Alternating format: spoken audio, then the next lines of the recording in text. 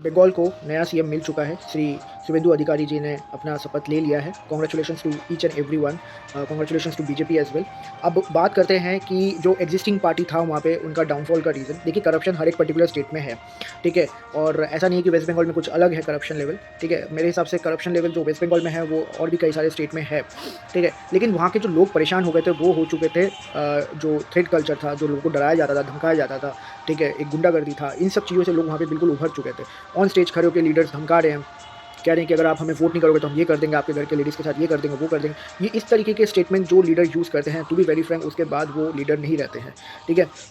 आज देखिए आप, मतलब लोग जिस तरीके से खुशी मना रहे हैं, इससे वो पता लगता है कि लोग कितने डरे हुए थे, सहमे हुए थे, और वो उस चीज़ से अब आज़ाद हो चुके हैं। और टू बी वेरी फ्रैंक, यही रीज़न है डाउनफॉल का कि लोग परेशान हो चुके थे और उन्होंने सब ने मिलकर एक डिसीजन लिया कि now this is a high time that we should go for change, ठीक है। अब एक और चीज़ मैं आपको बताना चाहूँगा कि सबसे पहले तो मैं सैल्यूट करूँगा उन सभी सीआरपीएफ, सीआईएसएफ और आर्मी के जवानों का, जो इतनी गर्मी में, वेस्ट बंगाल में इस टाइम पे बहुत ज़्यादा गर्मी है, इतने गर्मी में वो लोग खड़े रहे, डटे रहे, और लोगों को उन्होंने आश्वासन दिया कि आप अपने घर से निकलिए, निडर होकर आप वोट दीजिए, जिसको मन करे आप वोट कीजिए, खुले दिल से आप वोट कीजिए। और इसी वजह से मैं आपको बताना चाहूँगा 92% वोट हुआ है। दैट इज़, मतलब ये डेमोक्रेसी के अगेंस्ट में नहीं है, डेमोक्रेसी के फेवर में है, ठीक है। अगर इलेक्शन कमीशन सेंट्रल ने मिलकर अगर लोगों को आश्वासन दिया कि आप घर से बाहर निकल के वोट दीजिए, तो मेरे हिसाब से ये कोई गलत चीज़ नहीं हुआ, बिल्कुल सही चीज़ हुआ है। और एक प्रोमिनेंट लीडर टीएमसी के सेंट्रल को एक बहुत ही बड़ा बंगाली में स्टेटमेंट दिया था, तो एक स्टेटमेंट मैं भी देना चाहूँगा कि अनाचार करो जोदी राजा तौबे छारो गोदी। इसका मतलब ये कि अगर आप अत्याचार करते हो, आप अपने लोगों के ऊपर अगर अत्याचार करते हो, तो आपको एक ना एक दिन राजा को अपना गद्दी छोड़ना ही पड़ता है। सेम चीज़ यहाँ पर भी हुआ है,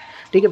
और दूसरा मैं आपको बोलना चाहूँगा कि जो बंगाल के लोग हैं, मैं उनसे एक रिक्वेस्ट करूँगा कि अगर आप करप्शन देखते हो तो उसका फैसला लेने के लिए, डिसीजन उसके अगेंस्ट में डिसीजन लेने के लिए आप 15 साल मत लगाइए, ठीक है। 5 साल सफिशिएंट इनफ होता है एक डिसीजन लेने के लिए।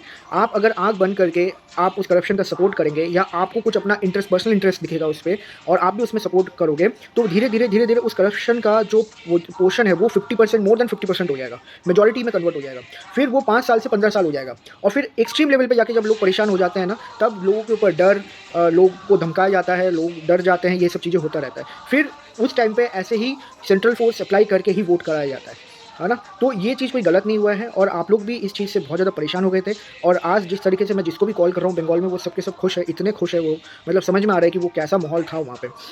और बाकी मैं एक चीज़ बोलना चाहूँगा बीजेपी को, देखिए सर, एक रिक्वेस्ट है कि वेस्ट बंगाल का एक अपना एक पहचान था, वहाँ पे नोवेलिस्ट थे, आर्टिस्ट हैं, राइटर्स हैं, सिंगर्स हैं, कल्चर के नोन है, गुरु रविन्द्रनाथ टैगोर, सुभाष चंद्र बोस, ऑल्दो सुभाष चंद्र बोस जी कटक से हैं, ठीक है, काजी नजरुल इस्लाम, खुदीराम बोस, मतलब बंगाल जाना जाता है इन लोगों की वजह से, ठीक है। आज हमारा नेशनल एंथम भी बंगाल के थ्रू ही है, ठीक है। तो बंगाल का एक फेस था।